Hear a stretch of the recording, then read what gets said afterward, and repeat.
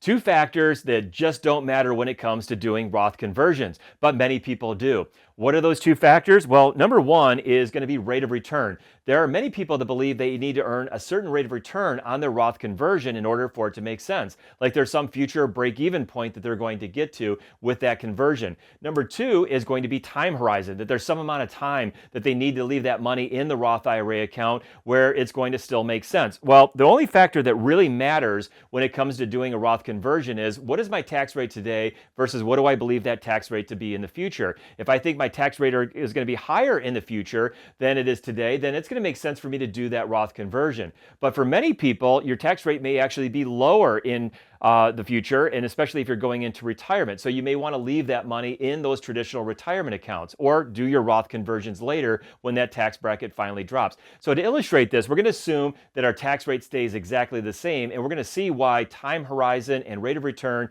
just don't matter. So if we have $100,000 in a traditional retirement account and we convert that over to a Roth IRA, assuming we're in a 30% combined state and federal tax rate, we're going to pay $30,000 on that conversion. So effectively, we're going to have $70,000 left over in that Roth IRA. Now, I know you could pay that tax from a different account. That's a whole other video that we can get into at another time. But that $70,000 is going to be what we're going to have left over in that Roth IRA account.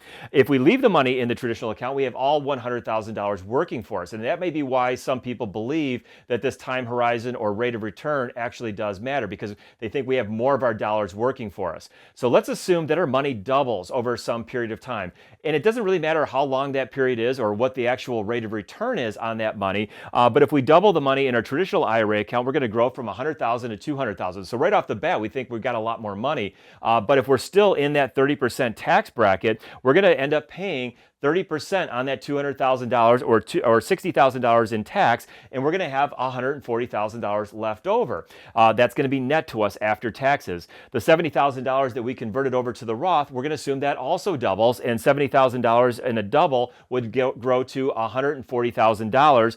And because a Roth, as long as it's a qualified distribution, has no tax, that effectively is exactly equal to what that traditional retirement account is. So again, it's going to matter what is your tax rate today versus what is your tax rate in the future. That's the only thing that really matters. I'm Bill Lethman, moneyevolution.com, and I'll see you back in one of our next videos.